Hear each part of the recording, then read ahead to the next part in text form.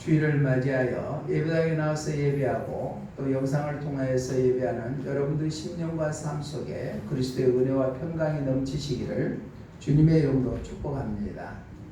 오늘 저는 요한계시록 1장 11절로 16절까지 말씀을 통하여서 재림 때 예수님의 모습이라는 제목으로 하나님께서 주시는 은혜를 함께 나누고자 합니다. 우리가 아까 첫 번째 읽었던 요한계시록 1장 1절에 보면은 예수 그리스도의 계시라라고 말씀하고 있습니다. 성경 어느 곳을 보더라도 하나님의 말씀을 기록할 때 예수 그리스도의 계시라고 기록되어 있는 곳은 아무데도 없습니다. 요한계시록에만 예수 그리스도 계시라고 말씀하고 있습니다. 그만큼 중요한 것을 의미하고 있습니다. 요한계시록은 우리가 꼭 알아야 될 내용이 계시록입니다. 왜? 장차 우리가 가야 할 천국에 대해서 준비하는 신앙을 갖기 위해서는 요한계시록이 필요하기 때문에 그렇습니다. 요한계시록은 곳곳이 통하여서 예수님의 모습을 볼 수가 있습니다. 특별히 오늘 본문에는 재림 때 예수님의 모습이 어떤 모습인가를 말씀하고 있는데, 우리가 예수님의 재림할 때는 종말이 다가옵니다. 끝이 있으면 누구나 두려워하고 있습니다. 그러나 예수 그리스도를 나의 구주로 영접하는 믿음의 사람들은 오히려 예수 그리스도의 재림을 준비하고 환영하고 기다리고 마라나타 신앙으로 무장하는 것이 예수님을 믿는 사람들의 삶입니다. 왜 그러냐? 이 세상에는 힘든 일, 고통스러운 일, 또한 근심하는 일, 두려운 일, 눈물을 흘리는 일, 아픈 것, 슬픔, 고통이 죽음이라는 것이 너무너무 힘들하게 있지만은, 우리가 예수님이 재림할 때는 예수님을 믿는 사람들은 눈물도 고통도 슬픔도 애통함도 고가는 것이 없는 천국으로 가기 때문인 줄로 믿습니다. 바로 그는 우리 여천원역교회 속해 있는 믿음의 본속 한 사람 한 사람들은 믿음을 저버리지 아니하고 끝까지 지켜서 천국을 소유하는 천국 시민권자의 삶을 살아가시기를 주님의 이름으로 부탁을 드립니다. 그러면 재림 때 예수님의 모습은 어떠한 모습인가? 우리 16절을 본문 한번 읽어봅니다. 16절 시작. 그의 오른손에 7별이 있고, 아멘. 그의 오른손에 7별이 있고, 그라는 것은 재림 때 예수님의 모습입니다. 예수님이 7별이 오른손에 있다는 얘기입니다. 이것은 마지막 때의 재림 때 예수님께서 참된 주의 종과 성도를 붙들어 주시고 또한 승리하게 해주신 분이 재림 때 예수님의 모습이다. 예수님을 잘 믿는 성도들이나 예수님을 잘 믿는 주의 종들을 예수님께서 오른손으로 붙들어 준다는 것은 끝까지 붙들어 주시고 승리하게 해주시는 것이 바로 재림 때 예수님의 모습이다. 여기서 오른손이라는 것은 의를 나타내고 정의를 나타내고 진리, 옳은 것을 의미합니다. 또 우리가 손을 들 때 오른손을 들죠. 이게 승리를 나타내는 것도 나타내고 있습니다. 7별이라는 것은 아주 캄캄한 밤하늘에 우리가 별빛을 볼 수가 있죠. 이것은 대환란 때 영적으로 어두운 영계 속에 있었을 때 밤에 찬란하게 별이 빛나는 것처럼 우리는 주의 종과 참된 성도들은 끝까지 승리하게 된다. 진리의 빛 예수님의 빛으로 말미암아 이기게 되고 최후 승리자가 되게 해주시겠다는 약속의 말씀입니다. 우리 사랑하는 믿음의 성도들 한 사람 한 사람이 끝까지 우리는 진리를 붙잡고 예수님을 붙잡고 삶을 해서 예수님이 마지막 때 우리를 붙잡아 주시고 진리의 빛으로 인도하여 주셔서 최후 승리자의 삶을 살아가시기를 주님의 이름으로 부탁을 드립니다. 성경에 보면은 사도 바울이나 또한 베드로를 예수님께서 붙잡아 주심으로 말미암아 자기에게 주어지는 사명을 온전히 감당하여 최후 승리자가 되는 것을 우리가 성경에서 볼 수가 있습니다. 우리의 힘으로 하는 것이 아니라 예수님께서 우리는 붙잡아 주셔야만 이기는 삶을 살게 될 줄로 믿습니다. 예수님이 붙잡아 주셔야 된다. 종말 때도 두 증인들, 즉 주의 종들을 주의 예수님께서 끝까지 붙들어 주신다고 했습니다. 승리하게 해주신다고 했습니다. 권세를 허락해 주신다고 했습니다.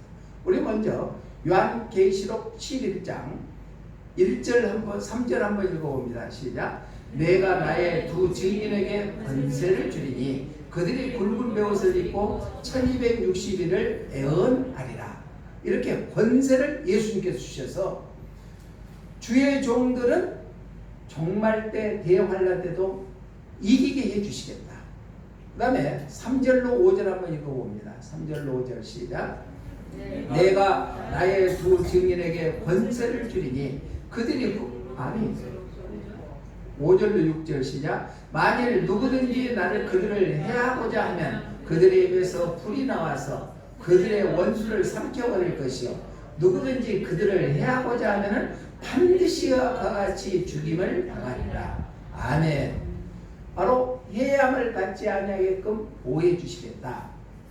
또 요한계시록 11장 11절 한번 읽어봅니다. 11절 시작. 11절 시작. 그들이 권능을 가지고 하늘을 갈아 그 예언을 하는 날 동안 비가 오지 못하게 하고 또 권능을 가지고 물을 피로 변하게 하고 아무 때든지 원한 대로 여러 가지 재앙으로 땅을 치르라. 3일 반 후에 하나님께로부터 생기가 그들 속에 들어가매 그들이 발로 일어서니 구경하는 자들이 크게 두려워하더라. 아멘. 마지막 때 예수님의 재림할 때는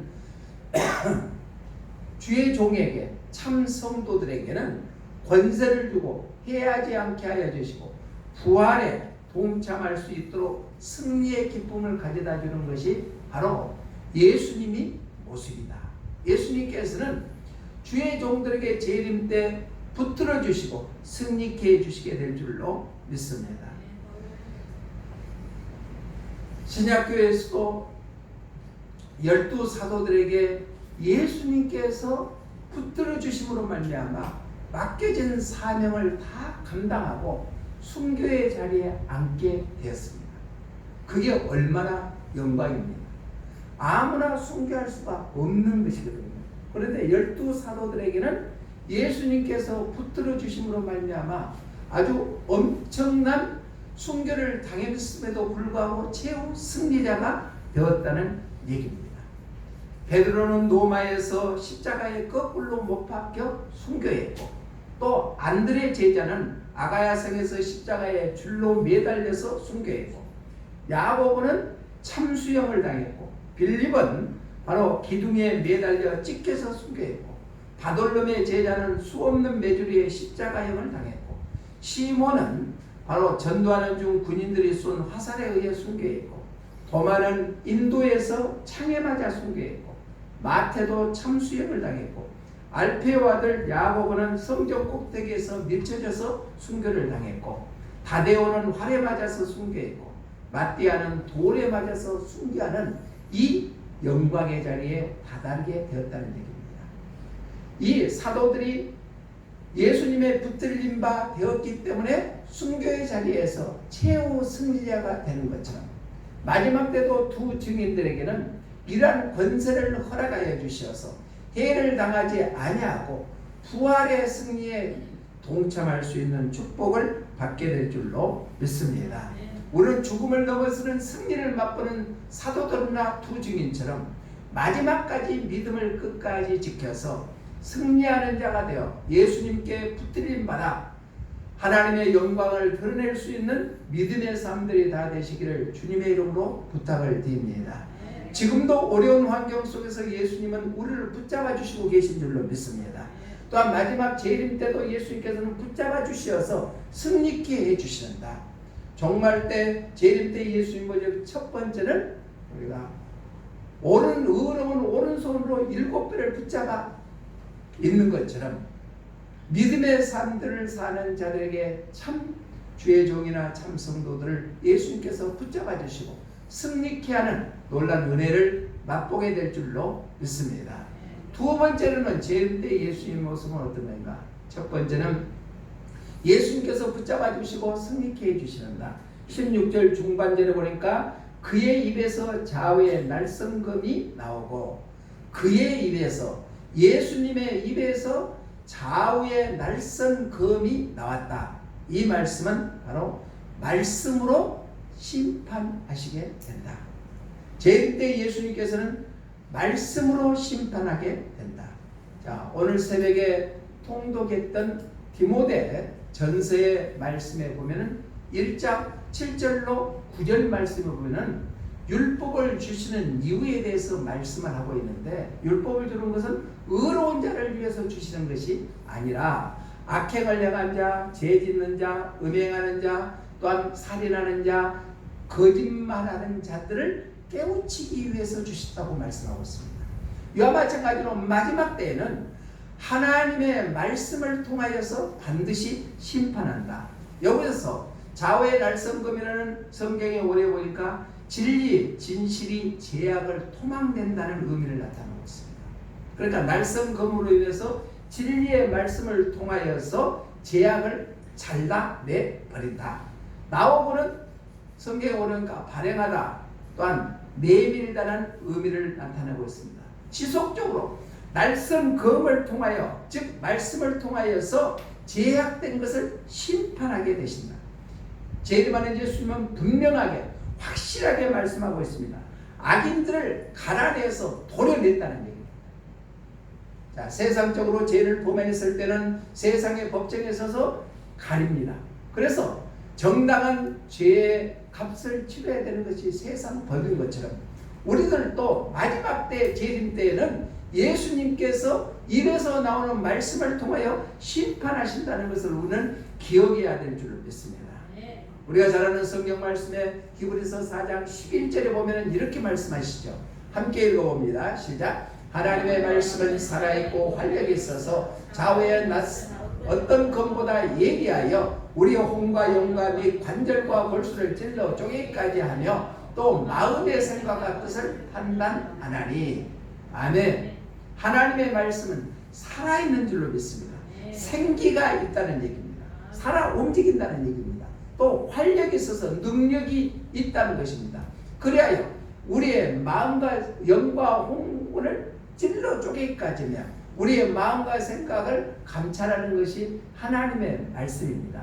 그 말씀이 재림 때에는 심판의 도구로 사용되신다는 겁니다. 찬송가 96장 4절에 보면은 이렇게 찬양합니다. 예수님은 누구신가? 온 교회의 머리와 온 세상의 구주시며 모든 왕의 왕이요 심판하실 주님 되고 우리 영광 되시네. 그러니까 죄를 짓는 사람들은 심판한다 하면은 두려움이 있죠. 그러나 죄가 없는 사람들은 심판할 때 오히려 심판이 영광으로 드러나게 될 줄로 믿습니다. 바랍게는 우리 모두가 재림 때 말씀으로 심판할 때 우리는 심판에 응하지 아니하고 바로 천국으로 직행하는 믿음의 주인공들이 다 되시기를 주님의 이름으로 부탁을 드립니다. 구약에서 보면은 에레미야서를 기록하는 에레미야 선지자가 나옵니다. 에레미야 선지자는 눈물의 선지자라고 했습니다. 또 하나님께서 에레미야 선지자를 부르시던 나는 작은 아이라고 하면서 유화감을 드러냈던 선지자가 에레미야 선지자입니다. 그럼 얼마나 연약하고 유약했으면은 항상 눈물로 이스라엘 백성들의 제약된 것을 회개하고 엎드렸겠습니까? 그런 그가 하나님의 말씀을 받았을 때는 담대하게 하나님의 말씀을 전했습니다. 우리 에레미야서 1장 9절로 10절 말씀 한번 읽어봅니다. 시작. 여호와께서 그의 손을 내밀어 내 입에 대시며 여호와께서 내게 이르시되 보라 내가 내 말을 너 입에 두었노라. 보라 내가 오늘 너를 여러 나라와 여러 왕국 위에 세워 내가 그것들을 뽑고 파괴하며 파멸하고 넘어뜨리며 건설하고 심게 하였느니라 하시니라. 아멘. 연약한 에레미야 입에다가 하나님의 말씀이 집어넣어주니까 여러 왕국 위에다가 그것들을 뽑아버리고 파멸시켜버리고 파괴해버리고 넘어뜨리고 새롭고 건설하게 심게 해주겠다고 말씀하고 있습니다. 얼마나 강력합니까? 그 에레미야 말씀이 계속 이어져서 말씀은 예수님으로 재림 때 심판하게 된다고 말씀하고 있습니다.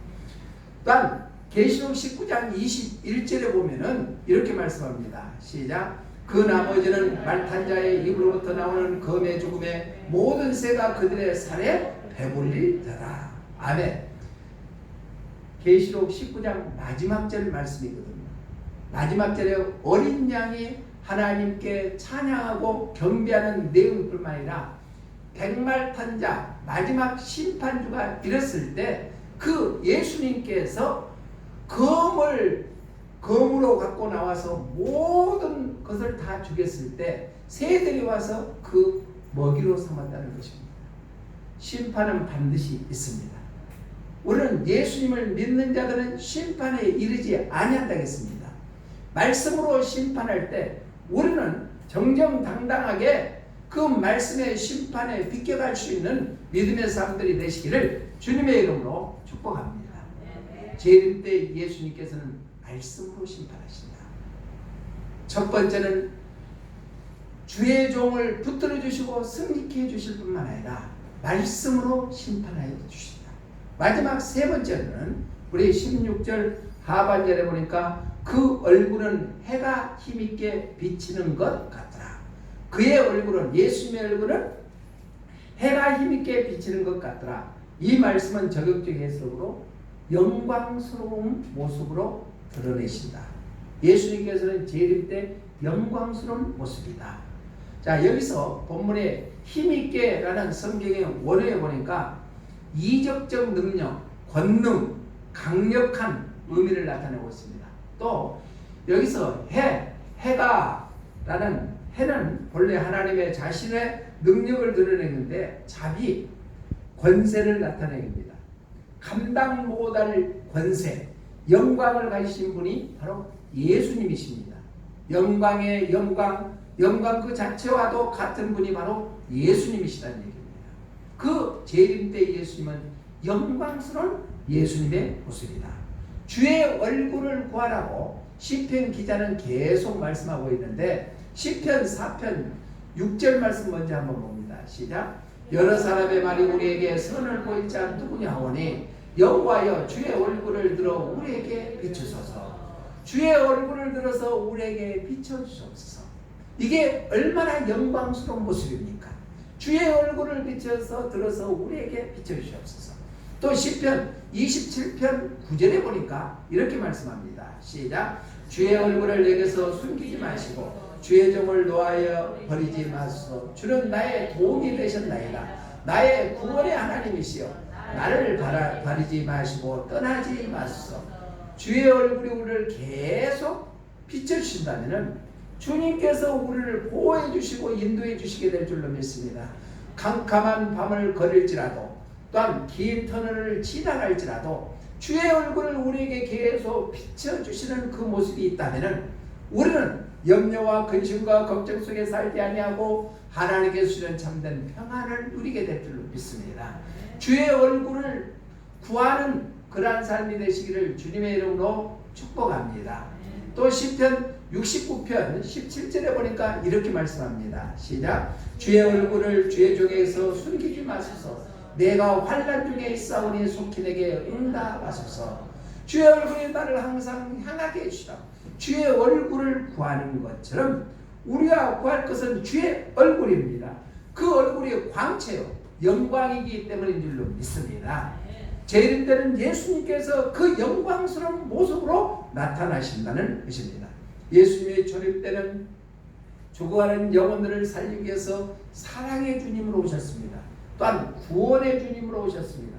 그래서 누구든지 예수 그리스도를 믿는 자는 멸망치 아니하고 구원에 이르겠다고 말씀했습니다. 누구든지입니다. 돈이 많고 부자고 아니면 많이 배우고 잘나고 그런 사람만 아니라 어느 누구든지 예수 그리스도를 믿기만 하면은 구원을 얻겠다고 말씀했습니다. 그런데 그 초림 때 예수님의 모습은 아주 초라한 모습이라고 이사야 선지자를 통하여서 예언했습니다. 우리 이사야서 53장 2절로 3절 말씀 한번 읽어봅니다. 시작. 그는 주 앞에서 자라나기를 연한 순 같고 마른 땅에서 나온 뿌리 같아서 고운 모양도 없고 풍채도 없은즉 우리가 보기에 흠모할 만한 아름다운 것이 없더라. 그는 멸시를 받아 사람들에게 버림받았으며 강고를 많이 겪었으며 질고를 아는 자라. 마치 사람들이 그의 얼굴에서 얼굴을 가리는 것 같이 멸시를 당하였고 우리도 그를 귀히 여기지 아니하였도다. 아멘. 예수님께서 초림의 모습으로 오셨을 때는 흠모할 만한 아름다움도 없었다. 별 볼 일 없게끔 오셨다. 그래서 많은 사람들에게 멸시를 당하고 많은 사람들에게 강고를 당하고 그런 어려움 속에 초림 예수님이었습니다. 그런데 그에 반해서 재림 때 예수님의 모습은 영광스러운 모습으로 오시겠다는 얘기예요. 그 영광스러운 모습이 우리가 볼 수 있는 예수님의 모습인 줄로 믿습니다. 찬란한 영광, 우리는 재림 때 예수님의 얼굴의 영광을 소망하며 살아야 될 줄로 믿습니다. 예수님의 그의 능력과 힘을 붙들고 그 능력과 힘으로 우리는 넉넉히 대환난을 이겨 승리하는 삶을 사는 주인공들 되시기를 주님의 이름으로 부탁을 드립니다. 예수님의 그 얼굴 자체가 재림 때는 영광이라고 했습니다. 우리 데살로니가 후서 1장 9절 말씀 한번 읽어봅니다. 시작. 이런 자들은 주의 얼굴과 그의 힘의 영광을 떠나 영원한 멸망의 형벌을 받으리로다. 자, 이런 자들, 예수님을 알지 못하고 예수님을 떠나버리는 자들, 이런 자들이라고 합니다. 주의 얼굴과 그의 힘의 영광을 떠나 영원한 멸망의 형벌을 받으리로다. 예수님을 믿지 아니하고 떠나버린 자를 얘기합니다. 그러나 우리는 예수님을 믿기 때문에 그의 힘과 영광이 영원히 떠나지 아니하고 우리와 함께 해주시게 될 줄로 믿습니다. 재림 때 영광스러운 예수님의 모습을 사모하고 예수님께서는 주시는 그 힘과 능력을 붙잡고 승리하는 우리 모두가 되시기를 주님의 이름으로 축복합니다. 계시록은 1장 1절에서 분명히 말씀하고 있습니다. 반드시 속히 일어날 일들을 그 종들에게 보이시려고 그의 천사를 그 종 요한에게 보내어 알게 하시는 것이다. 그러니까 속히 일어날 일들 아니에요. 반드시 일어날 일이다.